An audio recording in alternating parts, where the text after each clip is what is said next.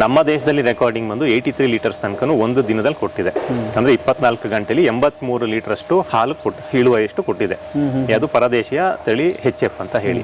ಈ ಕೆಲವೊಬ್ರು ಮನೆಯಲ್ಲಿ ಮುಸರಿ ಆಮೇಲೆ ಹೋಟ್ಲಲ್ಲಿ ಮಾಡಿರ್ತಕ್ಕಂಥ ಮುಸರಿಗಳನ್ನ ತಂದು ಹಾಕ್ತಾರೆ, ಕಲೆಕ್ಟ್ ಮಾಡಿ ಅದ್ಭುತ ಬಹಳ ಶ್ರೇಷ್ಠವಾದ ಆಹಾರ ಅಂತ.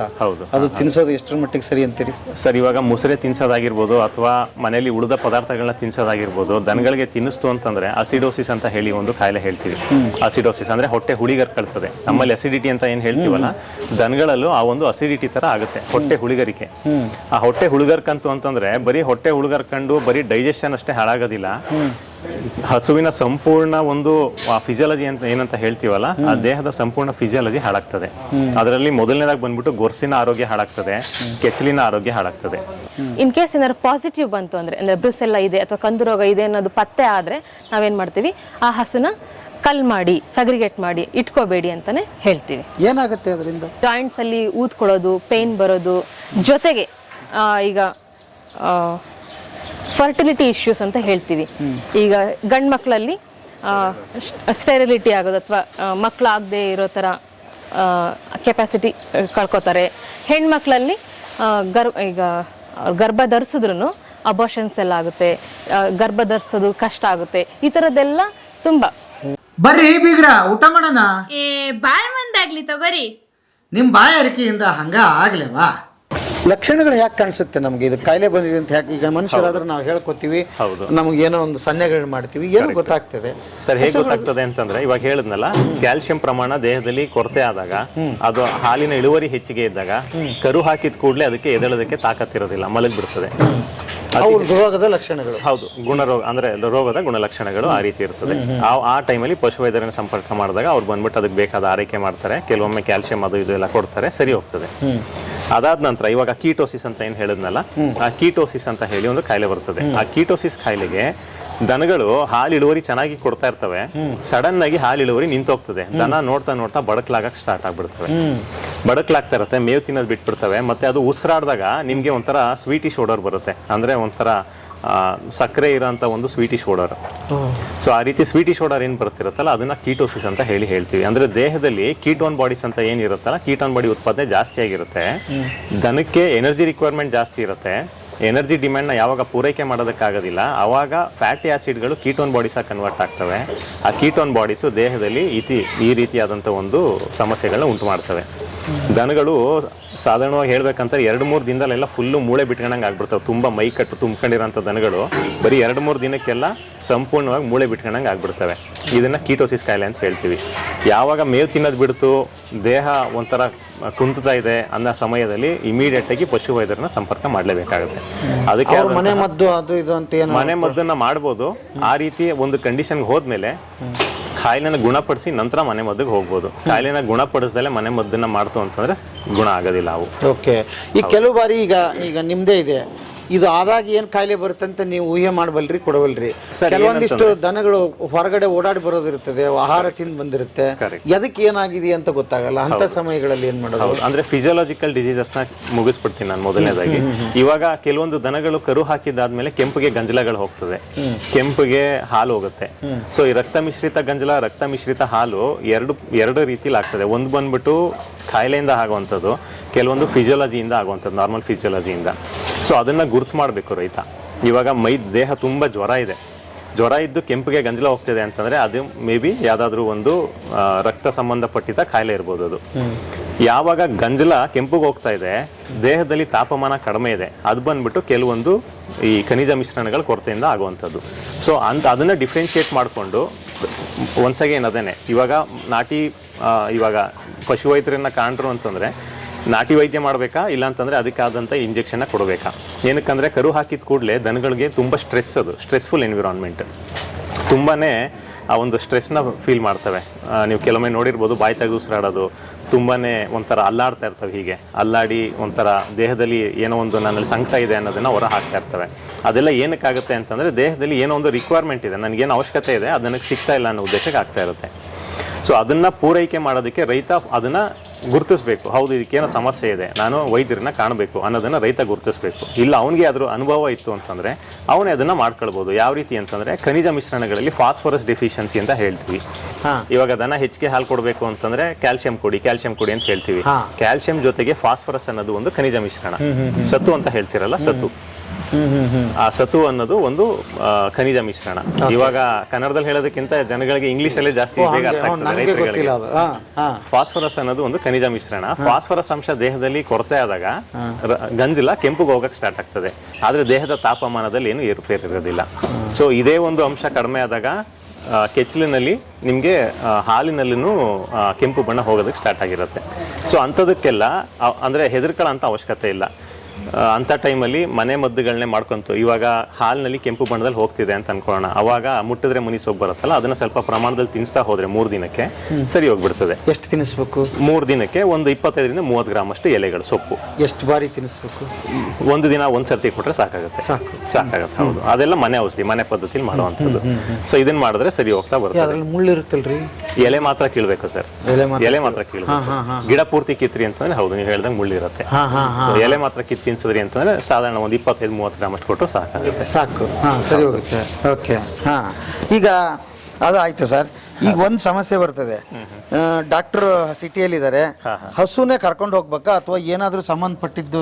ಹೌದು, ಏನಾಗತ್ತೆ, ತುಂಬು ಫಲ ಆಗಿದೆ, ದನಗಳನ್ನ ಯಾವ್ದೋ ಒಂದು ಸರಿಯಾಗಿ ಆರೈಕೆ ಆಗಿಲ್ಲ, ಅಥವಾ ದನಗಳಲ್ಲಿ ಏನೋ ಒಂದು ಕೊರತೆ ಇರೋ ಕಾರಣ ಒಳಗಡೆ ಗರ್ಭ ತಿರುಗ್ಬಿಟ್ಟಿದೆ. ಗರ್ಭ ತಿರುಗ್ಬಿಟ್ಟಾಗ ಏನಾಗುತ್ತೆ, ರೈತನ ಕೈಲಿ ಅದನ್ನ ಮಾಡಕ್ಕಾಗಲ್ಲ, ಪಶುವೈದ್ಯನೇ ಮಾಡ್ಬೇಕು ಅದನ್ನ. ಅಂತ ಟೈಮಲ್ಲಿ ಪಶುವೈದ್ಯರು ತುಂಬಾ ದೂರದಲ್ಲಿದ್ರೆ ಹತ್ತಿರದಲ್ಲಿ ಯಾವ್ದು ಹಾಸ್ಪಿಟ್ಲ್ ಇದೆ ಅಲ್ಲಿ ಕರ್ಕೊಂಡು ಹೋಗ್ಲೇಬೇಕಾಗತ್ತೆ. ಇಲ್ಲ ಯಾವ್ದಾದ್ರು ಪಶುವೈದ್ಯರನ್ನ ಸಂಪರ್ಕ ಮಾಡಿ ಮನೆಗೆ ಕರ್ಸ್ಕೊಳ್ಳೇಬೇಕಾಗತ್ತೆ. ಗರ್ಭ ತಿರುಗ್ಬೋದು, ಒಳಗಡೆ ಕರುಳುಗಳು ತಿರುಗ್ಬಿಡ್ಬೋದು. ಇವೆಲ್ಲ ಸಮಸ್ಯೆಗಳು ಜಾಸ್ತಿ. ಅಂದ್ರೆ ಇವೆಲ್ಲ ವಯಸ್ಸಾದ ಕರುಗಳಲ್ಲಿ, ಅಂದ್ರೆ ವಯಸ್ಸಾದ ದನಗಳಲ್ಲಿ ಹೆಚ್ಚು. ಇವಾಗ 3ರಿಂದ 5ನೇ ಲ್ಯಾಕ್ಟೇಷನ್ ತಪ್ಪಿದ್ರೆ ಅದ್ರ ಮೇಲ್ಪಟ್ಟು ಲ್ಯಾಕ್ಟೇಷನ್ ಏನಿರ್ತಾವಲ್ಲ, ಗರ್ಭಧಾರಣೆ, ಅಂತ ದನಗಳಲ್ಲಿ ಇದು ಅತಿ ಹೆಚ್ಚಾಗ್ತದೆ. ಅಥವಾ ಅದ್ರ ಉಚ್ಚೆ ಗಿಚ್ಚೆ ಆ ಥರದ್ದೇನೋ ತಗೊಂಡ್ ಬಂದು ಪರೀಕ್ಷೆ ಸಗಣಿ ಹಂಗೆ ನಡೆಯಲ್ಲ? ಅದ್ರಲ್ಲಿ ಆಗೋದಿಲ್ಲ ಸರ್, ಅದ್ರಲ್ಲಿ ಆಗೋದಿಲ್ಲ. ಇವಾಗ ಕರುಳು ಅಥವಾ ಗರ್ಭ ತಿರುಗುತ್ತೆ ಅನ್ನೋದಾಯ್ತು ಅಂತಂದ್ರೆ ಅದು ಒಳಗಡೆ ಏನೋ ಒಂದು ಸಮಸ್ಯೆಯಾಗಿ ತಿರುಗಿರೋ ಅಂಥದ್ದು. ಅದನ್ನ ನಾವು ಪರೀಕ್ಷೆ ಮಾಡಿ ಸರಿ ಮಾಡೋದಕ್ಕಾಗೋದಿಲ್ಲ. ಅದಕ್ಕೆ ಆದಂತಹ ಕೆಲವೊಂದು ಟೆಕ್ನಾಲಜಿಗಳಿದಾವೆ, ಅದನ್ನ ಮಾಡ್ಲೇಬೇಕು. ಪಶುವೈದ್ಯರೇ ಮಾಡ್ಬೇಕು ಅದನ್ನ. ಅದಾದ ನಂತರ ನಾವು ಮೊದಲನೇದಾಗಿ ನೋಡೋದಿತ್ತು ಅಂತಂದ್ರೆ, ಹಸುನ ನೋಡೋದಕ್ ಮುಂಚೆ ನಾವು ಮೊದಲನೇದಾಗಿ ಕರು ನೋಡ್ಬೇಕು. ಕರು ಲಾಲನೆ ಪಾಲನೆ ಮಾಡಿದ್ರೆ ನಮ್ಗೆ ಹಸು ಯಾವಾಗ ದೊಡ್ಡದಾಗ್ತದೆ ಒಳ್ಳೆ ಇಳುವರಿ ತಗೊಳ್ಬಹುದು. ನಾವು ಕರುವಿನ ಸಮಯದಲ್ಲೇ ನಾವು ಚೆನ್ನಾಗಿ ಸಾಕಾಣಿಕೆ ಮಾಡ್ಲಿಲ್ಲ ಅನ್ನೋದಾದ್ರೆ ದೊಡ್ಡದಾದ್ಮೇಲೆ ಅದು ಒಳ್ಳೆ ಹಸು ಆಗೋದಿಲ್ಲ. ಕಾರಣ ಏನಂತಂದ್ರೆ, ಇವಾಗ ನಮ್ಮಲ್ಲಿ ಈ ಒಂದು ಪಡ್ಡೆನ ನೋಡ್ಬೋದು ನೀವು. ಈ ಒಂದು ಪಡ್ಡೆಗೆ ಇವಾಗ 7 ತಿಂಗಳು ವಯಸ್ಸು. ಸೊ ಇನ್ನು ಕೆಲವೊಬ್ರು ರೈತರುಗಳು ಇನ್ನೂ ಚೆನ್ನಾಗಿ ಸಾಕಾಣಿಕೆ ಮಾಡ್ಬೋದು, ಚೆನ್ನಾಗಿ ಹಾಲು ಕೊಟ್ಟು, ಚೆನ್ನಾಗಿ ತಿಂಡಿ ಕೊಟ್ಟು ಎಲ್ಲ ಮಾಡ್ಬೋದು. ಇದನ್ನ ನಾವು ಯಾವಾಗ ಅದಕ್ಕೆ ಬೇಕಾಗಿರೋ ಪೋಷಕಾಂಶಗಳನ್ನ ಕೊಟ್ಬಿಟ್ಟು ಬೆಳವಣಿಗೆ ಮಾಡೋದಕ್ಕೆ ಪ್ರೋತ್ಸಾಹ ಮಾಡ್ತೀವಿ, ಒಳಗಡೆ ಇರೋ ಎಲ್ಲ ಆರ್ಗನ್ಗಳು ಅಂದ್ರೆ ಅಂಗಾಂಗಗಳು ಚೆನ್ನಾಗಿ ಡೆವಲಪ್ ಆಗ್ತವೆ. ಒಂದ್ಸತಿ ಚೆನ್ನಾಗಿ ಡೆವಲಪ್ ಆಯ್ತು ಅಂತಂದ್ರೆ ಬ್ರೀಡಿಂಗ್ ಆರ್ಗನ್ಸ್ ಅಂತ ಏನು ಹೇಳ್ತೀವಲ್ಲ, ಈ ಬ್ರೀಡಿಂಗ್ ಆರ್ಗನ್ಸ್ ಅಂದ್ರೆ ಜೆನಿಟೇಲಿಯಸ್ ಆಗಿರ್ಬೋದು, ಒಳಗಡೆ ಇರೋ ಒಂದು ಗರ್ಭಕೋಶ ಆಗಿರ್ಬೋದು, ಅದ್ರ ಮತ್ತೆ ಓವರಿಸ್ ಅಂತ ಏನೆಲ್ಲ ಹೇಳ್ತೀವಲ್ಲ, ಇದ್ರ ಉತ್ಪಾದನೆ ಯಾವಾಗ ಆಗ್ತದೆ ಅಂತಂದ್ರೆ ದೇಹದ ಎಲ್ಲ ಸಂಪೂರ್ಣ ಒಂದು ರಿಕ್ವೈರ್ಮೆಂಟ್ ಮೀಟ್ ಆದ್ಮೇಲೆ ನಂತರ ಅದು ಲಕ್ಸುರಿ ಆರ್ಗನ್ ಅಂತ ಹೇಳಿ ಕನ್ಸಿಡರ್ ಮಾಡಿ ಅದರ ಬೆಳವಣಿಗೆ ಆಗ್ತಾ ಹೋಗ್ತದೆ. ಯಾವಾಗ ನಾವು ದೇಹಕ್ಕೆ ಬೇಕಾಗಿರೋ ಒಂದು ಪೋಷಕಾಂಶ ಕೊಡೋದಿಲ್ಲ, ಅದರದ್ದೇ ಕುಂಠಿತ ಆಗಿರ್ತದೆ, ಬ್ರೀಡಿಂಗ್ ಆರ್ಗನ್ಸ್ ಗ್ರೋತ್ ಆಗೋದಿಲ್ಲ. ಅವಾಗ ಏನಾಗುತ್ತೆ, ಮೈಕ್ರೋ ಗೊನಾಟ್ಸ್ ಅಂತ ಹೇಳ್ತೀವಿ. ಅಂದ್ರೆ ಅದು ಉತ್ಪಾದನೆ ಆಗೋದು, ಅಂದ್ರೆ ಉತ್ಪಾದನೆ ಒಂದು ಲೆಕ್ಕದಲ್ಲಿ ಹೇಳ್ಬೇಕಂತಂದ್ರೆ ಸರಿಯಾದ ಪ್ರಮಾಣದಲ್ಲಿ ಬೆಳವಣಿಗೆ ಆಗಿರೋದಿಲ್ಲ, ಸಣ್ಣದಾಗಿ ಆಗಿರುತ್ತೆ. ಸೊ ನೋಡೋದಕ್ಕೆ ಕೆಲವೊಮ್ಮೆ ನೋಡಿರ್ಬೋದು ನೀವು, ರೈತರಲ್ಲಿ ಒಂದು 8 ತಿಂಗಳು ವರ್ಷದ ಕರು ಅಂತೆಲ್ಲ ಹೇಳ್ತಿರ್ತಾರೆ. ಈ ಸೈಜ್ ನಲ್ಲಿ ಇರೋದಿಲ್ಲ ಕರುಗಳು, ಹೊಟ್ಟೆ ಬಿಟ್ಕೊಂಡಿರ್ತವೆ. ಇದು ಹೊಟ್ಟೆ ಬಿಟ್ಕೊಂಡಿದೆ ಅಂತ ಹೇಳಿ ಪಶುವೈದ್ಯರಿನ ಹೋಗಿ ನನಗೆ ಜಂತು ಹುಳ ಆಗ್ಬಿಟ್ಟಿದೆ ನನ್ನ ಕರುಗೆ, ಜಂತು ಮಾತ್ರೆ ಕೊಡಿ ಅಂತ ಕೇಳ್ತಿರ್ತಾರೆ. ಆದ್ರೆ ಜಂತು ಹುಳಿನ ಸಮಸ್ಯೆಯಿಂದಲೂ ಹೊಟ್ಟೆ ಹಾಕೊಳ್ತಾವ. ಆ ತರ ಕೆಲವೊಮ್ಮೆ ಪ್ರೋಟೀನ್ ನ ಕೊರತೆಯಿಂದಲೂ ಆತರ ಹೊಟ್ಟೆ ಹಾಕೊಳ್ತವೆ. ಸೊ ಅದನ್ನ ಐಡೆಂಟಿಫೈ ಮಾಡಿಬಿಟ್ಟು ನಂತರದಲ್ಲಿ ಅದಕ್ಕೆ ಏನು ಪೋಷಕಾಂಶ ಕೊರತೆ ಇದೆ ಅದನ್ನ ಸರಿ ಮಾಡ್ಕೊಂಡ್ವಿ ಅಂತಂದ್ರೆ ಸರಿಯಾಗಿ ಅಂಗಾಂಗಗಳು ಡೆವಲಪ್ ಆಗ್ತವೆ. ಅದ್ರ ಜೊತೆಗೆ ದನಗಳು ರಿಪ್ರೊಡಕ್ಟಿವ್ ಲೈಫ್ ಸೈಕಲ್ ಜಾಸ್ತಿ ಆಗ್ತಾ ಹೋಗ್ತದೆ. ಸೊ ಕರುವಿನಿಂದ ಸ್ಟಾರ್ಟ್ ಮಾಡ್ಬೇಕು. ನಾವು ಏನನ್ನೇ ಸ್ಟಾರ್ಟ್ ಮಾಡ್ಬೇಕಿದ್ರು ದೊಡ್ಡ ಹಸು ಆದ್ಮೇಲೆ ನಮ್ಗೆ ಅತಿ ಹೆಚ್ಚು ಇಳುವರಿ ಕೊಡಬೇಕು ಅಂತಂದ್ರೆ ಕರುವಿನಿಂದ ಶುರು ಆಗ್ಬೇಕು. ಆರೈಕೆ ಸರಿಯಾಗಿ ಆರೈಕೆ, ಹೌದು, ಫೀಡಿಂಗ್ ಸರಿಯಾಗಿ ಮಾಡಬೇಕು. ಓಕೆ, ಈಗ ಇನ್ನೊಂದು ಹೇಳಿ ನನಗೆ, ಒಂದನ್ನ ನಾನೇನೋ ಮಾಡಬೇಕು, ನಾನು ಡೈರಿ ಫಾರ್ಮ್ ಮಾಡಬೇಕು ಅಂದಾಗ ನನ್ನ ವಾತಾವರಣದಲ್ಲಿ ಬದುಕುತ್ತಾ ಅನ್ನೋದು ಮೊದಲು ನೋಡ್ಬೇಕಾ, ಅಥವಾ ಹೆಚ್ಚು ಇಳುವರಿ ಕೊಡುತ್ತೆ ಅನ್ನೋದು ನೋಡ್ಬೇಕಾ, ಅಥವಾ ರೇಟಲ್ಲಿ ಹೆಚ್ಚು ಕಡಿಮೆ ಇದೆ ಅನ್ನೋದನ್ನ ನೋಡ್ಬೇಕಾ, ಯಾವುದನ್ನ ಆಯ್ಕೆ ಮಾಡಬೇಕು ಅಂತೀರಿ? ಈಗ ರಾಸುಗಳ ಸೆಲೆಕ್ಷನ್ ಅಂತ ಬಂದ್ರೆ ಅಥವಾ ಡೈರಿ ಹಸುಗಳ ಸೆಲೆಕ್ಷನ್ ಅಂತ ಬಂದ್ರೆ ನಾವು ಸುಮಾರು ಕ್ರೈಟೀರಿಯಾನ ನೋಡ್ಬೇಕಾಗುತ್ತೆ. ಅದರಲ್ಲಿ ಮೊದಲನೇದಾಗಿ ನಾವು ನಮ್ಮ ರೈತರುಗಳಿಗೆ ಹೇಳೋದೇನಂದ್ರೆ, ಜನರಲಿ ಈಗ ಹಸು ಎರಡನೇ ಕರಾವಲ್ಲಿ ಇರುತ್ತಲ್ಲ, ಸೆಕೆಂಡ್ ಲ್ಯಾಕ್ಟೇಷನ್ ಅಂತ ಹೇಳ್ತೀವಿ, ಎರಡನೇ ಕರಾವಲ್ಲಿ ಇರ್ತಕ್ಕಂಥ ಹಸುನ ತಗೊಂಬಂದ್ರೆ ಬೆಟರ್ ನಮ್ಮ ರೈತರಿಗೆ. ಏನಕ್ಕೆ ಅಂದ್ರೆ ಅಲ್ಲಿಂದ ಮಿಲ್ಕ್ ಈಲ್ಡು ಜಾಸ್ತಿ ಆಗ್ತಾ ಬರುತ್ತೆ. ಫಸ್ಟ್ ಲ್ಯಾಕ್ಟೇಷನ್ಗಿಂತ ಎರಡನೇ ಕರಾವಲ್ಲಿ ಅಥವಾ ಎರಡನೇ ಲ್ಯಾಕ್ಟೇಷನ್ ಅಲ್ಲಿ ಹಾಲಿನ ಉತ್ಪಾದನೆ ಜಾಸ್ತಿ ಆಗುತ್ತೆ. ಸೊ ಸಬ್ಸಿಕ್ವೆಂಟ್ ಆಗಿ ಜಾಸ್ತಿ ಆಗುತ್ತೆ, ನಂತರ ಕಡಿಮೆ ಆಗ್ತಾ ಬರುತ್ತೆ. ಅಂದ್ರೆ ಒಂದು ಹಸು ತನ್ನ ಜೀವಿತಾವಧಿಯಲ್ಲಿ ಎಷ್ಟು ಕರಾವುಗಳಿರುತ್ತೋ ಅದರಲ್ಲಿ ಎರಡನೇದು, ಮೂರನೇದು, ನಾಲ್ಕನೇದು ಇದು ಜಾಸ್ತಿ ಇಳುವರಿ ಬರುತ್ತೆ. ಸೊ ಹಾಗಾಗಿ ನಾವು ನಮ್ಮ ರೈತರಿಗೆ ಎರಡನೇ ಕರಾವಲ್ಲಿರ್ತಕ್ಕಂಥ ಹಸುಗಳನ್ನ ಕೊಂಡ್ಕೊಳ್ಳಿ ಅಂತ ಹೇಳ್ತೀವಿ. ಜೊತೆಗೆ ವಯಸ್ಸು ತುಂಬಾನೇ ಮುಖ್ಯ. ಸೊ ವಯಸ್ಸು ಹೆಂಗೆ ತಿಳ್ಕೊಳ್ಳೋದು ಅಂತ ಹೇಳಿದ್ರೆ, ಡೆಂಟಿಷನ್ ಅಥವಾ ಹಲ್ಲನ್ನ ನೋಡ್ಬಿಟ್ಟು ನಾವು ತಿಳ್ಕೊಬೋದು. ಜನರಲ್ ಆಗಿ ಮೊದಲನೇ 2 ಹಲ್ಲು ಸಂಪೂರ್ಣವಾಗಿ ಬೆಳಿಬೇಕಂದ್ರೆ 2.5 ವರ್ಷ ಬೇಕಾಗುತ್ತೆ. 4 ಹಲ್ಲು ಬೆಳಿಬೇಕಂದ್ರೆ ಮತ್ತೆ 2 ಹಲ್ಲು ಬೆಳಿಬೇಕಾಗುತ್ತೆ ಅಂದ್ರೆ 1.5 ವರ್ಷ ತಗೊಳುತ್ತೆ. ಅಂದ್ರೆ 4 ಹಲ್ಗೆ 4 ವರ್ಷ ಅಂತ ಅರ್ಥ. ಹಾಗೆ ಪ್ರತಿ 1.5 ವರ್ಷಕ್ಕೆ ಒಂದು ಪೇರ್ ಹಲ್ಲು. ಎಷ್ಟು ಹಲ್ಲು ಇರುತ್ತೆ? ಟೋಟಲ್ ಆಗಿ ಮುಂದೆ 8 ಹಲ್ಲು ಇರುತ್ತೆ. ಸೊ ಮೇಲ್ಗಡೆ ಹಲ್ಲು ಇರೋದಿಲ್ಲ, ಅದನ್ನ ಡೆಂಟಲ್ ಪ್ಯಾಡ್ ಅಂತ ಕರಿತೀವಿ. ಹಲ್ಲು ಇರೋದಿಲ್ಲ, ಮೇಲ್ಗಡೆ ಹಲ್ಲು ಇರೋದಿಲ್ಲ ಹಸುನ, ನೀವು ಗಮನಿಸಿ, ಅದು ಡೆಂಟಲ್ ಪ್ಯಾಡ್ ಅಂತ ಕರಿತೀವಿ. ಜೊತೆಗೆ ಹಸು ಏನು ಕೆಚ್ಚಲು ಇರುತ್ತಲ್ಲ, ಕೆಚ್ಚಲಿಗೆ ಸಪ್ಲೈ ಆಗೋ ಅಂಥದ್ದು ಒಂದು ವೇನ್ ಇರುತ್ತೆ, ಅದನ್ನ ಮಿಲ್ಕ್ ವೇನ್ ಅಂತ ಕರಿತೀವಿ, ಅಥವಾ ರಕ್ತನಾಳ. ಮಿಲ್ಕ್ ವೇನ್ ತುಂಬಾ ದಪ್ಪವಾಗಿರ್ಬೇಕು, ನೋಡೋದಕ್ಕೆ ಪ್ರಾಮಿನೆಂಟ್ ಆಗಿ ಕಾಣಬೇಕು. ಮತ್ತೆ ಕೆಚ್ಚಲಿಗೆ ಸಪ್ಲೈ ಆಗಿರ್ತಕ್ಕಂಥ ಎಲ್ಲ ಮಿಲ್ಕ್ ವೇನ್ಸ್ ಅಥವಾ ರಕ್ತನಾಳಗಳು ಪ್ರಾಮಿನೆಂಟ್ ಆಗಿದ್ರೆ ಆ ಹಸು ಈಲ್ಡ್ ಚೆನ್ನಾಗಿದೆ, ಇಳುವರಿ ಚೆನ್ನಾಗಿದೆ ಅಂತ ಅರ್ಥ. ಸೊ ಇದನ್ನೆಲ್ಲ ಕ್ರೈಟೇರಿಯಾನ ನಾವು ನಮ್ಮ ರೈತರಿಗೆ ಹೇಳ್ತೀವಿ ಅವರು ಕೊಂಡ್ಕೊಳ್ಳುವಾಗ. ಸೊ ನಂತರ ನೀವು ಬ್ರುಸೆಲ್ಲಾ ಅಂತ ಕೇಳ್ತಾ ಇದ್ರಿ. ಸೊ ಬ್ರುಸೆಲ್ಲಾ ಅಥವಾ ಕಂದು ರೋಗ ಅಂತ ಹೇಳ್ತೀವಿ. ಕಂದು ರೋಗ ಇರ್ತಕ್ಕಂಥ ಹಸುಗಳ ಹಾಲನ್ನ ನಾವು ಕುಡಿಬಾರದು. ಅದು ತುಂಬಾನೇ ಪಬ್ಲಿಕ್ ಹೆಲ್ತ್ ಇಂಪಾರ್ಟೆನ್ಸ್. ಏನಕ್ಕೆ ಅಂದ್ರೆ ನಾವು ಅದನ್ನ ಪ್ಯಾಸ್ಚರೈಸ್ ಮಾಡ್ದೇನೆ ಕುಡಿದ್ರೆ ಏನಾಗುತ್ತೆ ಅಂದ್ರೆ ನಮ್ಮಲ್ಲೂ ಸಹ ಸುಮಾರು ವ್ಯತ್ಯಾಸಗಳು, ಆರೋಗ್ಯದ ವ್ಯತ್ಯಾಸಗಳು ಆಗೋ ಸಾಧ್ಯತೆಗಳು ಇದೆ. ಸೊ ಆ ಒಂದು ಸೂಕ್ಷ್ಮಾಣು ಜೀವಿಗಳೇನಿದೆ ಅಥವಾ ಕಂದು ರೋಗ ಬರೆಸ್ತಕ್ಕಂಥ ಸೂಕ್ಷ್ಮಾಣು ಜೀವಿಗಳು ಅಥವಾ ಬ್ಯಾಕ್ಟೀರಿಯಾ ಏನಿದೆಯಲ್ಲ, ಬ್ರುಸೆಲ್ಲಾ ಅಬಾರ್ಟಸ್ ಅಂತ ಆ ಒಂದು ಬ್ಯಾಕ್ಟೀರಿಯಾ ಹೆಸರು. ಆ ಬ್ಯಾಕ್ಟೀರಿಯಾ ಅಥವಾ ಸೂಕ್ಷ್ಮಾಣು ಜೀವಿಗಳು ನಮ್ಮ ದೇಹಕ್ಕೆ ಏನಾದರೂ ಬಂದರೆ ತುಂಬ ಅಡ್ಡ ಪರಿಣಾಮಗಳು ಜಾಸ್ತಿ. ಹಾಗಾಗಿ ಆ ಒಂದು ಪಬ್ಲಿಕ್ ಹೆಲ್ತ್ ಇಂಪಾರ್ಟೆನ್ಸ್ ಇಂದ ನಾವು ಏನು ಮಾಡ್ತೀವಿ, ಆ ಕಂದು ರೋಗ ಇರ್ತಕ್ಕಂಥ ಹಸುವಿನ ಹಾಲನ್ನು ನಾವು ತಗೊಳ್ಳೋದಿಲ್ಲ. ಸೊ ಅದು ಹೆಂಗೆ ಕಂಡುಹಿಡಿತೀವಿ ಅಂದರೆ, ಈಗ ನಮ್ಮ ಅಕ್ಷಯಕಲ್ಪ ರೈತರು ಯಾರೇ ಎಕ್ಸಿಸ್ಟಿಂಗ್ ಇರೋರು ಅಥವಾ ಹೊಸದಾಗಿ ಸೇರ್ಕೊಳ್ಳೋರು ಫಾರ್ಮ್ ರೈತರುಗಳ ಹತ್ರ, ಹಸುಗಳ ಹತ್ರ ನಾವು ವಿಸಿಟ್ ಮಾಡಿಬಿಟ್ಟು ಫಾರ್ಮ್ಗೆ, ಸೊ ಹಸುಗಳಿಂದ ನಾವು ರಕ್ತವನ್ನ ಕಲೆಕ್ಟ್ ಮಾಡ್ಕೋತೀವಿ. ಸೊ ಅದನ್ನ ಕಲೆಕ್ಟ್ ಮಾಡ್ಕೊಂಬಿಟ್ಟು ನಮ್ಮ ಲ್ಯಾಬೊರೇಟರಿನಲ್ಲಿ ಸೊ ಟೆಸ್ಟ್ ಮಾಡ್ತೀವಿ. ಬ್ರುಸೆಲ್ಲಾ ಸ್ಕ್ರೀನಿಂಗ್ ಟೆಸ್ಟ್ ಅಂತ ಇದೆ, ಸೊ RBPT ಅಂತ. ಆ ಟೆಸ್ಟ್ ಏನಾದರೂ ನೆಗೆಟಿವ್ ಬಂದ್ರೆ ಮಾತ್ರ ನಾವು ಆ ಒಂದು ಪರ್ಟಿಕ್ಯುಲರ್ ಹಸುನ ಮತ್ತೆ ಆ ಒಂದು ಫಾರ್ಮ್ನ ನಾವು ಇಂಡಕ್ಟ್ ಮಾಡ್ಕೋತೀವಿ. ಆ ಒಂದು ಫಾರ್ಮಿಂದ ಹಾಲನ್ನ ನಾವು ತಗೋತೀವಿ. ಇನ್ ಕೇಸ್ ಏನಾದ್ರು ಪಾಸಿಟಿವ್ ಬಂತು ಅಂದ್ರೆ ಬ್ರುಸೆಲ್ಲಾ ಇದೆ ಅಥವಾ ಕಂದು ರೋಗ ಇದೆ ಅನ್ನೋದು ಪತ್ತೆ ಆದ್ರೆ ನಾವೇನ್ ಮಾಡ್ತೀವಿ, ಆ ಹಸುನ ಕಲ್ ಮಾಡಿ ಸಗ್ರಿಗೇಟ್ ಮಾಡಿ ಇಟ್ಕೋಬೇಡಿ ಅಂತಾನೆ ಹೇಳ್ತೀವಿ. ಏನಾಗುತ್ತೆ ಅದರಿಂದ? ಸೊ ಅಗೇನ್ ಪಬ್ಲಿಕ್ ಏನು ನೀವು ಹೆಲ್ತ್ ಇಶ್ಯೂ ಅಂದ್ರಲ್ಲ, ಏನು? ಸೊ ಮನುಷ್ಯರಲ್ಲಿ ಏನಾಗುತ್ತೆ ಅಂದ್ರೆ ಆ ಒಂದು ಸೂಕ್ಷ್ಮಾಣು ಜೀವಿಗಳು ನಮ್ಮ ದೇಹಕ್ಕೆ ಸೇರ್ಕೊಂಡ್ಬಿಟ್ಟು, ಸೊ ಮೇಯ್ನ್ ಆಗಿ ಅವು ಜನನಾಂಗಗಳಿಗೆ ಟಾರ್ಗೆಟ್ ಮಾಡ್ತೀವಿ, ಅಲ್ಲಿ ಅದು ಲೊಕೇಶನ್. ಸೊ ಅಲ್ಲಿ ಲಾಡ್ಜ್ ಆಗ್ಬಿಟ್ಟು ಏನಾಗುತ್ತೆ, ಸೊ ನೆಕ್ಸ್ಟ್ ಅದರ ಪ್ರಮಾಣ ಜಾಸ್ತಿ ಆದಂಗೆ, ಆ ಒಂದು ಸೂಕ್ಷ್ಮಾಣು ಜೀವಿಯ ಪ್ರಮಾಣ ನಮ್ಮ ದೇಹದಲ್ಲಿ ಜಾಸ್ತಿ ಆದಂಗೆ ಏನಾಗುತ್ತೆ, ಸೊ ಮಯಾಲ್ಜಿ ಅಂತ ಹೇಳ್ತೀವಿ, ಮೈಕೈ ನೋವು ಬರೋದು, ಮತ್ತೆ ಜಾಯಿಂಟ್ಸ್ ಅಲ್ಲಿ ಊದ್ಕೊಳ್ಳೋದು, ಪೇನ್ ಬರೋದು, ಜೊತೆಗೆ ಈಗ ಫರ್ಟಿಲಿಟಿ ಇಶ್ಯೂಸ್ ಅಂತ ಹೇಳ್ತೀವಿ. ಈಗ ಗಂಡು ಮಕ್ಕಳಲ್ಲಿ ಸ್ಟೆರಿಲಿಟಿ ಆಗೋದು ಅಥವಾ ಮಕ್ಕಳಾಗದೆ ಇರೋ ಥರ ಕೆಪಾಸಿಟಿ ಕಳ್ಕೊತಾರೆ. ಹೆಣ್ಮಕ್ಳಲ್ಲಿ ಈಗ ಗರ್ಭ ಧರಿಸಿದ್ರು ಅಬೋಷನ್ಸ್ ಎಲ್ಲ ಆಗುತ್ತೆ, ಗರ್ಭ ಧರಿಸೋದು ಕಷ್ಟ ಆಗುತ್ತೆ. ಈ ಥರದ್ದೆಲ್ಲ ತುಂಬಾನೇ ತೊಂದರೆಗಳಿದೆ ಆ ಒಂದು ಸೂಕ್ಷ್ಮಾಣು ಜೀವಿಯಿಂದ. ಜೊತೆಗೆ ಹೇಳಿದ್ಮೇಲೆ ಪಬ್ಲಿಕ್ ಹೆಲ್ತ್ ಇಂಪಾರ್ಟೆನ್ಸ್ ಅಂತ. ಸೊ ಹಾಗಾಗಿ ನಾವೇನು ಮಾಡ್ತೀವಿ, ಮೊದಲಿಗೆ ಯಾವುದೇ ಹಸುನ ನಮ್ಮ ಅಥವಾ ರೈತರನ್ನ ನಮ್ಮ ಅಕ್ಷಯಕಲ್ಪಗೆ ಇಂಡಕ್ಟ್ ಮಾಡ್ಕೊಳ್ಳೋದಕ್ಕಿಂತ ಮುಂಚೆ ಬ್ರುಸೆಲ್ಲ ಸ್ಕ್ರೀನಿಂಗ್ನ ಮಾಡ್ತೀವಿ. ಸೊ ಈ ಬ್ರುಸೆಲ್ಲ ಸ್ಕ್ರೀನಿಂಗ್ ಮಾಡಿ ನೆಗೆಟಿವ್ ಅಂತ ಬಂದರೆ ಮಾತ್ರ ನಾವು ಆ ಒಂದು ಹಸುವಿಂದ ಹಾಲು ತಗೋತೀವಿ, ಆ ಒಂದು ಫಾರ್ಮ್ನ ನಾವು ಇಂಡಕ್ಟ್ ಮಾಡ್ಕೋತೀವಿ. ಇಲ್ಲಾಂದರೆ ಪಾಸಿಟಿವ್ ಬಂದರೆ ಇಮ್ಮಿಡಿಯೇಟ್ ಆಗಿ ನಾವೇನು ಮಾಡ್ತೀವಿ, ಕಲ್ ಮಾಡಿ ಅಂತ ಹೇಳ್ತೀವಿ. ಅದನ್ನ ಇಟ್ಕೊಳ್ಳಬಾರ್ದು ರೈತರು. ಸೊ ಇದು ಅದಕ್ಕೇನು ಪರಿಹಾರ ಇಲ್ವಾ? ಸೊ ಪರಿಹಾರ ಟ್ರೀಟ್ಮೆಂಟ್ ಇದೆ, ಬಟ್ ಏನಾಗುತ್ತೆ ಅಂದರೆ ನೆಕ್ಸ್ಟ್ ಈ ಸಲ ಆಗಿದ್ದು ರಿಕವರಿ ಆಗಿ ನೆಕ್ಸ್ಟ್ ಟೈಮು ಸಹ ಆ ಒಂದು ಸೂಕ್ಷ್ಮಾಣುಜೀವಿಗಳು ದೇಹದಲ್ಲೇ ಲೋಕಲೈಸ್ ಆಗಿರುತ್ತೆ. ಸೊ ಹಾಲಲ್ಲಿ ಅದು ಹೋಗ್ತಾ ಇರುತ್ತೆ, ಸೂಕ್ಷ್ಮಾಣುಜೀವಿಗಳು ಹಾಲಲ್ಲಿ ಸೆಕ್ರೇಟ್ ಆಗ್ತಾ ಹೋಗ್ತಿರುತ್ತೆ. ಸೊ ಹಾಗಾಗಿ ಏನಾಗುತ್ತೆ, ಹಾಲನ್ನ ನಾವು ಕುಡಿದ್ರೆ ಅಥವಾ ಕನ್ಸ್ಯೂಮ್ ಮಾಡಿದ್ರೆ ಏನಾಗುತ್ತೆ ಮತ್ತೆ ತೊಂದರೆಗಳು. ಸೊ ಹಾಗಾಗಿ ನಾವು ಆದಷ್ಟು ಆ ಒಂದು ಕಂದು ರೋಗ ಇರ್ತಕ್ಕಂಥ ಹಸುನ ಅವಾಯ್ಡ್ ಮಾಡ್ತೀವಿ.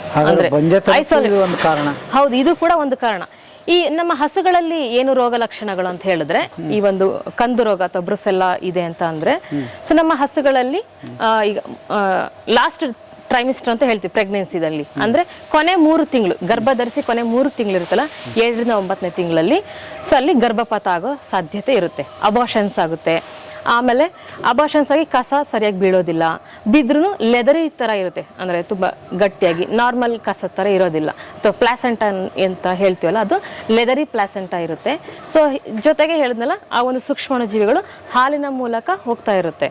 ಸೊ ಹಾಗಾಗಿ ನಾವು ಅದನ್ನು ಕುಡಿಬಾರ್ದು. ಕುಡಿದ್ರೆ ಆಲ್ರೆಡಿ ಹೇಳಿದೆ ಯಾವ ರೀತಿ ಮನುಷ್ಯರಲ್ಲಿ ತೊಂದರೆಗಳಾಗುತ್ತೆ. ಸೊ ಯಾರೋ ಒಬ್ರು ಒಂದು ಟೆಸ್ಟ್ ಮಾಡದೆ ನೆಗ್ಲೆಕ್ಟ್ ಮಾಡಿದರೆ ಅದು ಮುಂದಕ್ಕೆ ಈ ರೋಗಕ್ಕೆ ಕಾರಣ ಆಗ್ತಿದೆ.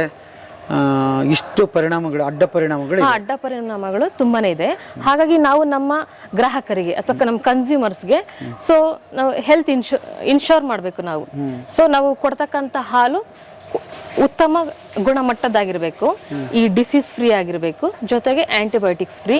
ಸೊ ಈ ಥರ ಗುಣಮಟ್ಟದ ಹಾಲನ್ನು ನಾವು ನಮ್ಮ ಗ್ರಾಹಕರಿಗೆ ಕೊಡ್ತಾ ಇದ್ದೀವಿ ಅಂದರೆ ಇದೆಲ್ಲನೂ ಸಹ ನಾವು ಟೇಕ್ ಕೇರ್ ಮಾಡಿರ್ತೀವಿ. ಹಂಗಂದ್ರೆ ಯಾರೇ ಆಗ್ಲಿ ನೋಡ್ತಕ್ಕಂಥವ್ರು ಬರೀ ಅಕ್ಷಯ ಕಲ್ಪ ಅಂತಲ್ಲ, ಹೌದು, ಯಾರೇ ರೈತರು ಹಸುಗಳನ್ನ ತರಬೇಕಾದ್ರೆ ಡಾಕ್ಟರ್ ಮೂಲಕ ತರೋದು ಒಳ್ಳೇದು ಅಂತೀರಿ? ಹೌದೌದು, ತುಂಬಾನೇ ಒಳ್ಳೇದು. ಯಾಕಂದ್ರೆ ನಾವು ಈ ಬ್ರುಸೆಲ್ಲಾ ಅಂತ ಒಂದು ಏನು ರಕ್ತ ಪರೀಕ್ಷೆ ಇದೆಯಲ್ಲ, RBPT ಪರೀಕ್ಷೆ, ಸೊ ಅದನ್ನ ಸ್ಕ್ರೀನ್ ಮಾಡಿದ್ರೆ ಗೊತ್ತಾಗ್ಬಿಡುತ್ತೆ ನಮ್ಗೆ. ಸೊ ಆ ಒಂದು ಹಸುವಿನಲ್ಲಿ ಬ್ರುಸೆಲ್ಲಾ ಅಥವಾ ಕಂದು ರೋಗ ಇದೆಯಾ ಇಲ್ವಾ ಅಂತ ಗೊತ್ತಾಗುತ್ತೆ. ಸೊ ಬೆಟರ್ ಡಾಕ್ಟರ್ ಮೂಲಕ ನೀವು ಹಸುಗಳನ್ನ ತಗೊಳ್ಳೋದು. ಅವ್ರನ್ನ ಮೂಲಕ ಕನ್ಫರ್ಮೇಶನ್ ಆದ್ಮೇಲೆ ನೀವು ನಿಮ್ಮ ಮನೆಗೆ ಹಸುನ ತಗೊಂಬಂದ್ರೆ ತುಂಬಾನೇ ಒಳ್ಳೇದು. ಹೌದು, ನಿಮ್ಮ ಆರೋಗ್ಯಕ್ಕೂ ತುಂಬಾ ಒಳ್ಳೇದು. ಈಗ ಗೊಂದಲ ಇದೆ ಸರ್, ನೀವೇ ಹೇಳ್ತಾ ಇದ್ರಿ ದೇಶಿ ತಳಿಗಳಲ್ಲಿ ಹಾಲು ಉತ್ಪನ್ನ ಕಡಿಮೆ ಆಗ್ತದೆ, ಅದಕ್ಕೆ HFS ಅದು ಇದು ಅಂತ ಏನೇನೋ ಬಂದಿದೆ, ಹೊರಗಡೆ ದೇಶದಿಂದ ಬಂದಿರತಕ್ಕಂಥ ಹಾಲು ಇರುವಳಿ ಹೆಚ್ಚಿದೆ. ಹೌದು, ಇಲ್ಲವೇ ದ್ವಂದ್ವ ಇದೆ, ಅನಿವಾರ್ಯವಾಗಿ ಹಾಲು ಉತ್ಪಾದನೆ ಬೇಕಂದ್ರೆ ಅವ್ನು ನಾನು ಸಾಕ್ಲೇಬೇಕು. ಕರೆಕ್ಟ್. ಹೇಗೆ ಮತ್ತೆ ಅದಕ್ಕೆ ಏನ್ ಮಾಡ್ತೀವಿ ಅಂತಂದ್ರೆ ಮಿಶ್ರ ತಳಿಗಳು ಮಾಡ್ಕೊಳ್ಬೇಕು. ಮಿಶ್ರ ತಳಿಗಳೇನಂತಂದ್ರೆ ದೇಶೀಯ ತಳಿಗಳಲ್ಲಿರೋ ಒಂದು ಆ ರೋಗ ನಿರೋಧಕ ಶಕ್ತಿ ಮತ್ತೆ ಪರದೇಶೀಯ ತಳಿಗಳಿರುವಂತಹ ಒಂದು ಹಾಲಿಳುವರಿಯ ಆ ಒಂದು ಶಕ್ತಿ ಎರಡನ್ನೂ ಒಗ್ಗೂಡಿಸಿದಾಗ ಏನಾಗ್ತದೆ, ಅದರದೇ ಆದಂತ ಒಂದು ಮಿಶ್ರ ತಳಿ ಬರ್ತದೆ. ಇವಾಗ ನನಗೆ ಒಂದು 5,000 ಲೀಟರ್ ಹಾಲು ಕೊಡುತ್ತೆ ಅಂತ ಅನ್ಕೊಳ್ಳೋಣ ಪರದೇಶೀಯ ತಳಿ. ನಮ್ಮ ಲೋಕಲ್ ಅಂದ್ರೆ ಇಲ್ಲಿಯ ದೇಶೀಯ ತಳಿಗಳು ಸಾಧಾರಣ 1000ದಿಂದ 1200 ಲೀಟರ್ ಹಾಲು ಕೊಡುತ್ತೆ ಅಂತ ಅನ್ಕೊಳ್ಳೋಣ ಒಂದು ಇದಕ್ಕೆ ಕರಾವಿಗೆ. ಆ ಒಂದು ಕರಾವು ಎರಡನ್ನೂ ನೀವು ಒಗ್ಗೂಡಿಸಿದಾಗ ಏನಾಗ್ತದೆ, ನನಗೊಂದು 3,000ರಿಂದ 3,500 ಹಾಲಿಳುವರಿ ಕೊಡುವಂತಹ ಒಂದು ಕರು ಸಿಗ್ತದೆ. ಸೊ ಅದನ್ನ ನಾವು ಮೇಂಟೈನ್ ಮಾಡಿದಾಗ ಆ ದನಗಳಲ್ಲಿ ರೋಗ ನಿರೋಧಕ ಶಕ್ತಿನೂ ಇರುತ್ತೆ, ಹಾಲು ಉತ್ಪಾದನೆ ಪರದೇಶೀಯ ತಳಿಗಳಷ್ಟು ಹೆಚ್ಚಾಗಿನೂ ಬರ್ತದೆ. ಸೊ ಅದು ಇಲ್ಲಿ ಒಂದು ಹವಾಗುಣಗಳಿಗೆ ಹೊಂದಾಣಿಕೆನೂ ಆಗ್ತವೆ. ಯಾವಾಗ ನಾವು ಪ್ಯೂರಿಟಿ ಜಾಸ್ತಿ ಮಾಡ್ತಾ ಹೋಗ್ತೀವಿ ಪರದೇಶೀಯ ತಳಿಗಳನ್ನ, ಅಂದ್ರೆ ನಮ್ಮಲ್ಲಿ ಆಸೆ ಅತಿ ಹೆಚ್ಚು ಹಾಲು ತಗೊಳ್ಳೋಣ ಅನ್ನೋ ಒಂದು ಆಸೆ, ಸೊ ಅವಾಗ ಏನ್ ಮಾಡ್ತೀವಿ, ಪರದೇಶೀಯ ತಳಿಗಳದ್ದು ಆ ಒಂದು ಪ್ಯೂರ್ ಲೈನ್ನ ಹೆಚ್ಚಿಗೆ ಮಾಡ್ತಾ ಹೋಗ್ತೀವಿ. ಅವಾಗ ನಾವು ಕೌ ಕಂಫರ್ಟ್ ಅಂತ ಹೇಳಿ ಕ್ರಿಯೇಟ್ ಮಾಡಬೇಕು. ಕೌ ಕಂಫರ್ಟ್ ಅಂತಂದ್ರೆ ಮೊದಲನೇದಾಗಿ ಬಂದ್ಬಿಟ್ಟು ಶೆಡ್ದು ಡಿಸೈನ್ಗಳಾಗಿರ್ಬೋದು, ಶೆಡ್ದು ಓರಿಯೆಂಟೇಷನ್ಗಳಾಗಿರ್ಬೋದು. ಓರಿಯೆಂಟೇಷನ್ ಯಾವಾಗಲೂ ಮಾಡಬೇಕಿದ್ರೆ ಈ ಈಸ್ಟ್ ವೆಸ್ಟ್ ಡೈರೆಕ್ಷನ್ ಅಲ್ಲೇ ಮಾಡಬೇಕು. ಏನಕ್ಕಂತಂದ್ರೆ ನಾರ್ತ್ ಸೌತ್ ಡೈರೆಕ್ಷನ್ ಅಲ್ಲಿ ನಾವೇನಾದ್ರೂ ಮಾಡಿದ್ವಿ ಅಂತ ಆದ್ರೆ ಸೂರ್ಯನ ಕಿರಣಗಳು ಡೈರೆಕ್ಟ್ ಆಗಿ ಶೆಡ್ ಒಳಗಡೆನೆ ಬೀಳುತ್ತೆ, ಬೀಳಬಾರ್ದು. ಸೂರ್ಯನ ನೆರಳುಗಳು ಡೈರೆಕ್ಟ್ ಆಗಿ ಶೆಡ್ ಒಳಗಡೆ ಬಿದ್ದಾಗ ಏನಾಗ್ತದೆ, ಮೈ ಅದು ನೀವು ನೋಡಿದಿರಲ್ಲ, ಮೈ ಎಲ್ಲ ಸ್ವಲ್ಪ ಕೆಂಪು ಕಪ್ಪು ಇರೋದ್ರಿಂದ ಶಾಖನ ಅಬ್ಸಾರ್ವ್ ಮಾಡ್ಕೊಂಡು ತುಂಬಾನೇ ಹೀಟ್ ಸ್ಟ್ರೆಸ್ ಆಗ್ತಾ ಹೋಗುತ್ತೆ, ತುಂಬಾ ಬಿಸಿಲಿನ ತಾಪಮಾನ ಅತಿ ಹೆಚ್ಚಾಗ್ತಾ ಹೋಗ್ತದೆ. ಅವಾಗ ಏನಾಗ್ತದೆ, ದನಗಳದ್ದು ಪರ್ಫಾರ್ಮೆನ್ಸ್ ಉತ್ಪಾದನೆ ಕಡಿಮೆ ಆಗ್ತಾ ಹೋಗುತ್ತೆ. ಮತ್ತೆ ಮಧ್ಯಾಹ್ನದ ಹೊತ್ತಲ್ಲಿ ಅವು ಮೇವು ತಿನ್ನೋದನ್ನ ಬಿಟ್ಬಿಡ್ತವೆ. ಅದಕ್ಕೆ ಸಾಧಾರಣವಾಗಿ ಹೇಳ್ಬೇಕಂತಂದ್ರೆ ಪ್ರತಿ 3 ಗಂಟೆಗೊಮ್ಮೆ, ಪ್ರತಿ 2.5 ಗಂಟೆ 3 ಗಂಟೆಗೊಮ್ಮೆ ಮೇವು ತಿಂತಾನೆ ಹೋಗ್ತವೆ. ಸೊ ಪ್ರತಿನಿತ್ಯ ನೋಡೋದಾಯ್ತು ಅಂತಂದ್ರೆ ಸೊ ಅದು ಆ ಒಂದು ಸರಿಯವೇ ಸಾಮಾನ್ಯ ಹೋಗ್ತಾನೆ ಇರಬೇಕು. ತಿನ್ಬೇಕು, ಮೆಲ್ಕ್ ಹಾಕ್ಬೇಕು, ಬಂದು ತಿನ್ಬೇಕು, ಹಸುವಾದಾಗ ಮೆಲ್ಕ್ ಹಾಕ್ಬೇಕು, ಈ ರೀತಿ ಆಗ್ತಾ ಇರಬೇಕು. ಅದಕ್ಕೋಸ್ಕರ ನಾವು ಕೌ ಕಂಫರ್ಟ್ ನ ಕ್ರಿಯೇಟ್ ಮಾಡಬೇಕು. ಈಗ ಇದು ಇರೋದು ಆ ಡೈರೆಕ್ಷನ್, ಇದು ಈಸ್ಟ್ ವೆಸ್ಟ್ ಡೈರೆಕ್ಷನ್ ಅಲ್ಲಿ ಇದೆ. ಈಸ್ಟ್ ವೆಸ್ಟ್ ಡೈರೆಕ್ಷನ್ ಅಲ್ಲಿ ಇದೆ. ಯಾವ್ದು ಈಸ್ಟ್ ಇದರಲ್ಲಿ? ಇದು ಪೂರ್ವ, ಇದು ಪೂರ್ವ, ಇದು ಪಶ್ಚಿಮ. ಓಕೆ ಓಕೆ, ಪೂರ್ವ ಪಶ್ಚಿಮ. ಹೌದು, ಪೂರ್ವ ಪಶ್ಚಿಮ ದಿಕ್ಕಿಗೆ ಇರಬೇಕು. ಅದನ್ನ ನೀವು ಯಾವಾಗ ಉಲ್ಟಾ ದಿಕ್ಕಿನಲ್ಲಿ ಕಟ್ತೀರಿ, ಇದನ್ನ ಹಿಂಗ್ ಕಟ್ಬಿಟ್ಟಿದ್ರೆ ರಾಂಗ್ ಆಗ್ಬಿಟ್ಟಿರೋದು. ರಾಂಗ್ ಆಗಿರೋದು ಸೂರ್ಯನ ಕಿರಣಗಳು ಡೈರೆಕ್ಟ್ ಆಗಿ ಶೆಡ್ ಒಳಗಡೆ ಬಿದ್ದಿರ್ತಿತ್ತು. ಸೊ ಈ ಒಂದು ತಪ್ಪನ ರೈತರುಗಳು ಮಾಡ್ಕೊಳ್ಬಾರ್ದು. ಸರಿನಾ? ನಮ್ಮ ಅಕ್ಷಯಕಲ್ಪದಲ್ಲಿ ಆಯ್ತು ಅಂತಂದ್ರೆ ನಮ್ಮಲ್ಲಿ ಅದಕ್ಕೆ ಆದಂತಹ ಒಂದು ಸಪರೇಟ್ ವಿಭಾಗ ಇದೆ. ಆ ವಿಭಾಗದಲ್ಲಿ ನೀವು ಮಾತಾಡಿದ್ರೆ ಏನಾದಾಯ್ತು ಅಂತಂದ್ರೆ ನಿಮ್ಗೆ ಮಾಹಿತಿಗಳು ಸಿಗ್ತಾ ಹೋಗ್ತವೆ. ಮತ್ತೆ ನಮ್ಮಲ್ಲಿ ಇನ್ ಹೌಸ್ ರೈತರುಗಳಿಗೆ ಟ್ರೈನಿಂಗ್ ಇದೆ. ಕೆಲವೊಂದು ಭಾಗದ ರೈತರುಗಳಿಗೆ ನಾವು ಟ್ರೈನಿಂಗ್ ಕೊಡ್ತಾ ಇದೀವಿ. ಸೊ ಇದ್ರ ಬಗ್ಗೆ ಒಂದು ಅವೇರ್ನೆಸ್ ಕ್ರಿಯೇಟ್ ಮಾಡ್ಲಿಕ್ಕೆ ಅಂತ ಹೇಳಿ ನಿನ್ನೆ. ಒಂದಿಷ್ಟು ಟ್ರೈನಿಂಗ್ ಆದ ನಂತರ ರೈತರೇ ಏನ್ ಫಾಲೋ ಅಪ್ ಮಾಡ್ಕೋಬಹುದಾ? ಟ್ರೀಟ್ಮೆಂಟ್ ಅದು ಇದು ಕೊಡಬಹುದಾ? ನಾವು ಯಾವತ್ತೂ ಅಡ್ವೈಸ್ ಮಾಡಲ್ಲ ಸರ್. ಕಾರಣ ಏನಂತಂದ್ರೆ ಒಂದು ಹಾಕ್ಲಿಕ್ಕೆ ಹೋಗಿ ಇನ್ನೊಂದು ಆಗೋದು ಸೂಕ್ತ ಅಲ್ಲ ಅಂತ ಹೇಳಿ. ಇವಾಗ ಅದೇ ಹೇಳಿದ್ನಲ್ಲ, ಡಿಫ್ರೆನ್ಶಿಯೇಟ್ ಮಾಡಬೇಕು ರೈತ. ಅವನಿಗೆ ಅನುಭವ ಇಲ್ದಲೆ ಇದು ಗಂಜಲ ಏನಕ್ಕೆ ಕೆಂಪು ಹೋಗ್ತಿದೆ ಅಂತ ಹೇಳಿ ಅವನು ಗೊತ್ತಾಗ್ದಲೆ ಅವನು ಏನೋ ಮಾಡಕ್ ಹೋಗಿ ಏನೋ ಮಾಡ್ದ ಅಂತಂದ್ರೆ ಸಮಸ್ಯೆಗಳು ಸಿಕ್ಕಾಪಟ್ಟೆ ಜಾಸ್ತಿ ಆಗ್ತವೆ.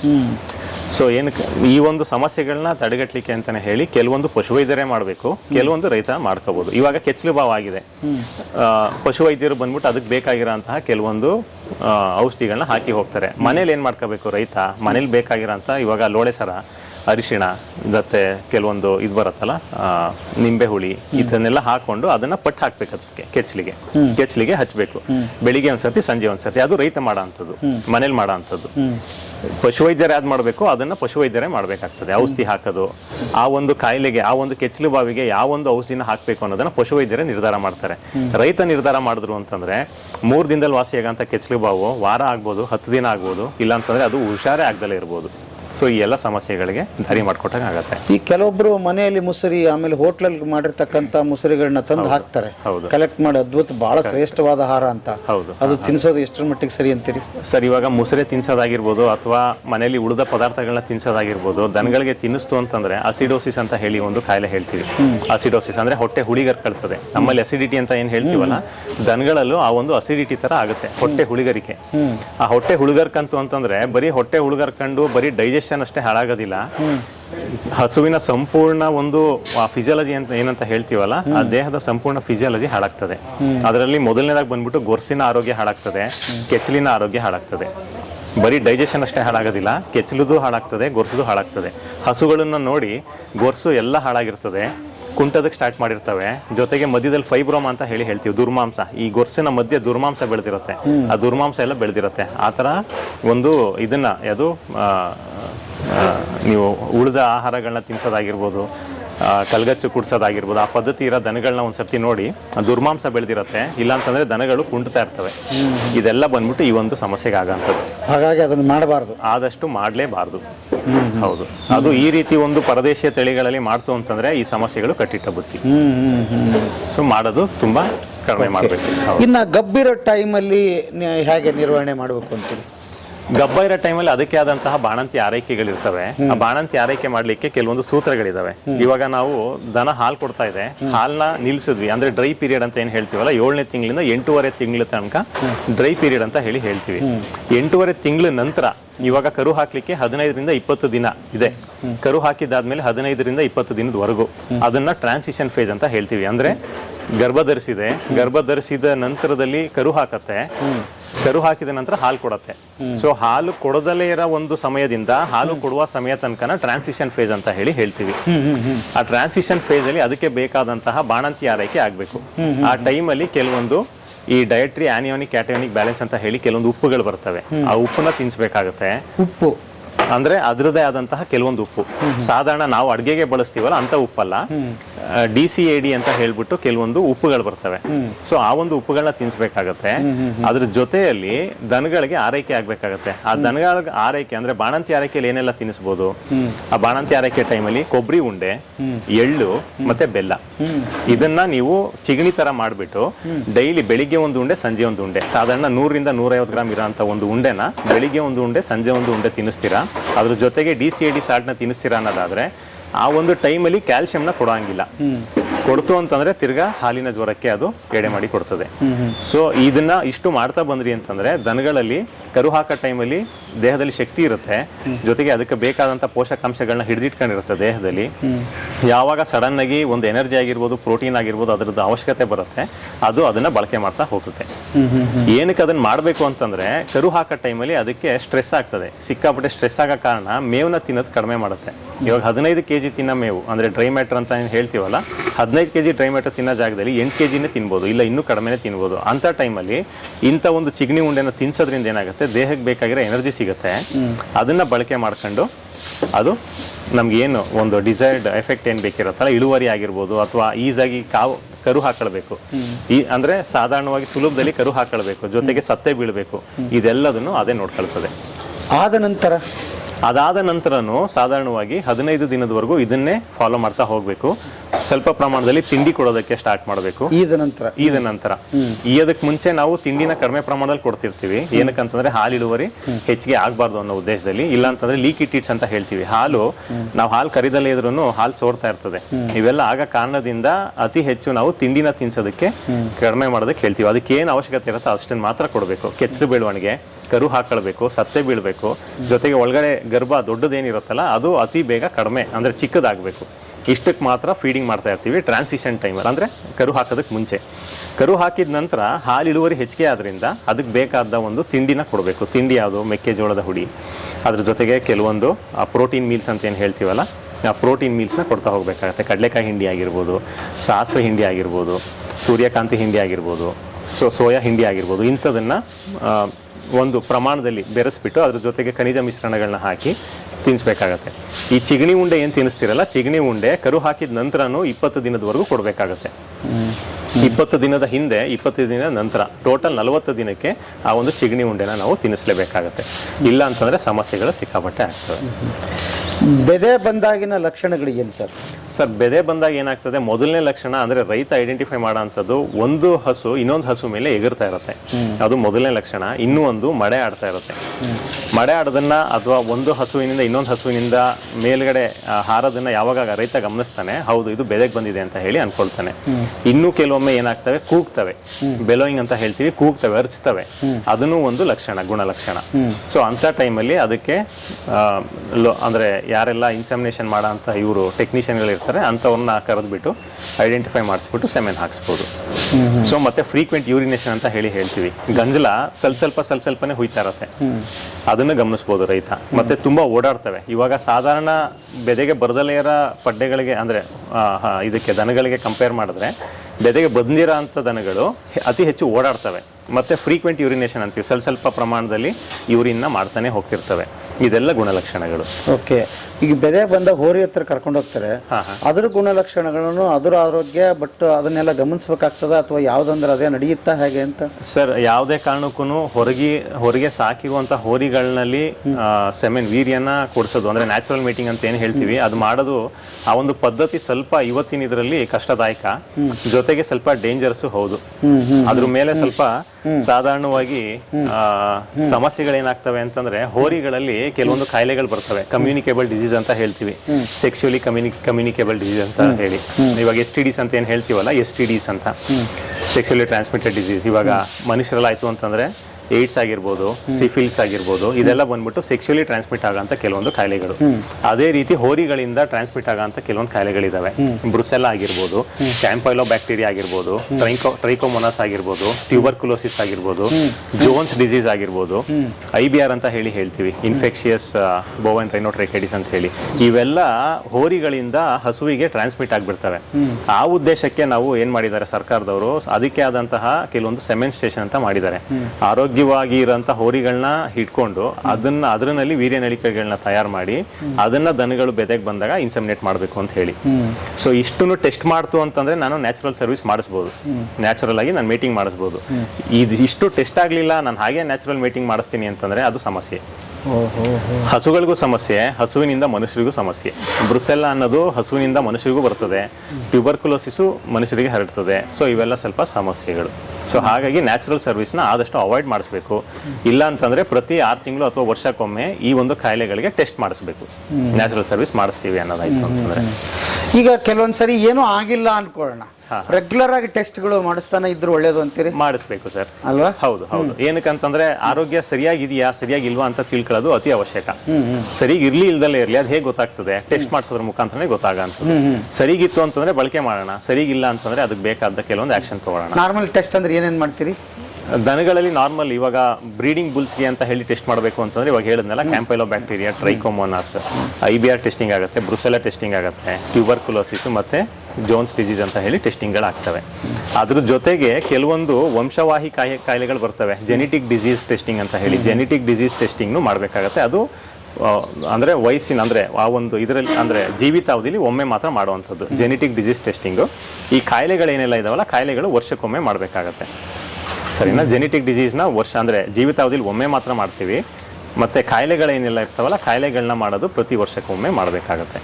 ಕೆಲವೊಂದು ಕಾಯಿಲೆಗಳಂತ ನೋಡೋದಾಯ್ತು ಅಂತಂದ್ರೆ ಈ ಒಂದು ಫಿಸಿಯೋಲಾಜಿಕಲ್ ಡಿಸೀಸಸ್ ಬಿಟ್ಟು ಕೆಲವೊಂದು ಕಾಯಿಲೆಗಳು ಬರ್ತವೆ. ಸೊಳ್ಳೆಗಳಿಂದ ಹರಡೋದಾಗಿರ್ಬೋದು ಅಥವಾ ಮೈ ಮೇಲಿರೋ ಉಣ್ಣೆಗಳಿಂದ ಆಗಿರ್ಬೋದು. ಈ ಕೆಲವೊಂದು ಕಾಯಿಲೆಗಳನ್ನ ಆ ಒಂದು ಕಾಯಿಲೆಗಳು ಸೀಸನಲ್ ಅಂತ ಹೇಳ್ತೀವಿ. ಸೀಸನಲ್ ಅಂತಂದ್ರೆ ಆ ಒಂದು ಪರ್ಟಿಕ್ಯುಲರ್ ಟೈಮ್ಗೆ ಬರೋಂಥವು. ಇವಾಗ ಬೇಸಿಗೆಗಾಲ ಶುರು ಆಗ್ತಾ ಇದೆ. ಬೇಸಿಗೆಗಾಲದಲ್ಲಿ ಎಪಿಮೀರಲ್ ಫೀವರ್ ಅಥವಾ ಸೆಲೆ ಅಂತ ಹೇಳ್ತೀವಿ ಆಡು ಭಾಷೆಯಲ್ಲಿ. ಆ ಸೆಲೆ ಅಂತಂದ್ರೆ ನಮ್ಮಲ್ಲಿ ಚಿಕನ್ಗುನಿ ಆಗತ್ತಲ್ಲ ಮನುಷ್ಯರಲ್ಲಿ, ಅದೇ ರೀತಿ ದನಗಳಲ್ಲಿ ಕೈ ಕಾಲು ಹಿಡ್ಕೊಳ್ಳುತ್ತೆ. ಓಡಾಡೋದಕ್ಕೆ ಭಾರಿ ಕಷ್ಟ ಆಗುತ್ತೆ. ಮತ್ತೆ ದೇಹದ ತಾಪಮಾನ ಅತಿ ಹೆಚ್ಚಿರುತ್ತೆ. 103, 104, 105 ಡಿಗ್ರಿ ಸೆಲ್ಸಿಯಸ್ ಅಷ್ಟಾಗಿರುತ್ತೆ. 105 ಡಿಗ್ರಿ ಫ್ಯಾರನ್ಹೀಟ್ ಅಷ್ಟು ಆಗಿರುತ್ತೆ. ಸೊ ಈ ಒಂದು ಕಾಯಿಲೆಗಳ ಗುಣಲಕ್ಷಣಗಳು ಯಾವ ರೀತಿ ಇರ್ತವೆ ಅಂತಂದ್ರೆ, ರೈತರುಗಳು ದನ ಓಡಾಡಕ್ ಆಗ್ತಾ ಇಲ್ಲ, ಮೇವು ತಿನ್ನೋದು ಬಿಟ್ಟಿದೆ, ಅತಿ ಹೆಚ್ಚು ತಾಪಮಾನ ಇದೆ. ಹೌದು, ಪಶುವೈದ್ಯರನ್ನ ಕಾಣಬೇಕು. ಅದಕ್ಕೆ ಬೇಕಾದ ಸರಿಯಾದ ಆರೈಕೆ. ಪಶುವೈದ್ಯರು ಸರಿಯಾದ ಟೈಮಲ್ಲಿ ಸಿಗಲಿಲ್ಲ ಅನ್ನೋ ಪಕ್ಷದಲ್ಲಿ ಮನೇಲಿರೋಂಥ ಜ್ವರದ ಮಾತ್ರೆಗಳನ್ನಾದ್ರೂ ಅದಕ್ಕೆ ತತ್ಕ್ಷಣದಲ್ಲಿ ಕೊಡ್ತು ಅಂತಂದ್ರೆ ಈ ಒಂದು ಸೆಲೆಯ ಒಂದು ಪ್ರಮಾಣ ಕಡಿಮೆ ಆಗುತ್ತೆ. ಯಾವ ಜ್ವರದ ಮಾತ್ರೆ? ಪ್ಯಾರಾಸಿಟಮಾಲ್ ಆಗಿರ್ಬೋದು, ನಾವು ತಗೊಳ್ಳೋ ಅಂಥದ್ದನ್ನೇ ಆ ಒಂದು ದೇಹದ ಒಂದು ತೂಕಕ್ಕೆ ಅನುಗುಣವಾಗಿ. ಇವಾಗ 1 kg ಒಂದು 10 mg ಅಂತ ಅನ್ಕೊಂಡು ಕ್ಯಾಲ್ಕುಲೇಟ್ ಮಾಡ್ತು ಅಂತಂದ್ರೆ ಒಂದು 500 kg ತೂಕ ಬರುತ್ತೆ. ಸೊ 10 mg ಅಂತಂದ್ರೆ ಸಾಧಾರಣ ಒಂದು 5 ರಿಂದ 6 ಮಾತ್ರೆಗಳು ಕೊಡ್ಬೇಕಾಗ್ಬೋದು ಒಂದು ಹೊತ್ತಿಗೆ. ಅಂದ್ರೆ ಪಶುವೈದ್ಯರದು ಮಾತನ್ನ ಕೇಳಿನೇ ನಂತರ ಕೊಡ್ಬೇಕಾಗತ್ತೆ. ಸೊ ಅಂದ್ರೆ ಈ ಒಂದು ಡೋಸೇಜ್ ಹೇಳ್ತಿರೋ ಉದ್ದೇಶ ಏನು ಅಂತಂದ್ರೆ, ಜಸ್ಟ್ ಮನೇಲಿ ಇಲ್ದಲೇ ಇರೋ ಟೈಮಲ್ಲಿ ಅಥವಾ ವೈದ್ಯರನ್ನ ಯಾವಾಗ ಸಿಗೋದಿಲ್ಲ ನಮಗೆ ಅಂತ ಟೈಮಲ್ಲಿ ಸಡನ್ ಆಗಿ ಬೇಕಾಗತ್ತೆ ಅನ್ನೋ ಒಂದು ಉದ್ದೇಶಕ್ಕೆ ಹೇಳ್ತಾ ಇರೋದು. ಮುಟ್ಟಿ ನೋಡಿದ್ರೆ ಏನಾದ್ರೂ ಗೊತ್ತಾಗುತ್ತಾ ವ್ಯತ್ಯಾಸ? ಗೊತ್ತಾಗುತ್ತೆ ಸರ್. ಬಾಯಿಲೆಲ್ಲ ಫುಲ್ ಜೆಲ್ ಸುರಿಸ್ತಾ ಇರುತ್ತೆ. ಮತ್ತೆ ದೇಹ ತಾಪಮಾನ ತುಂಬಾ ಅತಿ ಹೆಚ್ಚಿರೋದ್ರಿಂದ ಮೂಗೆಲ್ಲ ಒಣಗಿರುತ್ತೆ. ತೇವ ಇರೋಂಥ ಮೂಗೆಲ್ಲ ಒಣಗಿರುತ್ತೆ. ಅತಿ ಹೆಚ್ಚು ಜೆಲ್ ಸುರಿಸ್ತಾ ಇರುತ್ತೆ. ಜೊತೆಗೆ ಓಡಾಡೋದಕ್ಕಾಗೋದಿಲ್ಲ. ಅಂಥದನ್ನ ಸೆಲೆ ಅಂತ ಹೇಳಿ ನಾವು ಹೇಳ್ಬೋದು. ಅದಾದ ನಂತರ ಇವಾಗ ಕಾಮಾಲೆ ಕಾಯಿಲೆ ಅಂತ ಹೇಳಿ ಬರುತ್ತೆ. ಇದಕ್ಕೂ ಕಾಮಾಲೆ ರೋಗ ಬರ್ತದೆ. ಆ ಕಾಮಾಲೆ ರೋಗದಲ್ಲಿ ಥೈಲೇರಿಯಾ ಅಂತ ಹೇಳಿ ಒಂದು ಕಾಯಿಲೆ ಬರುತ್ತೆ.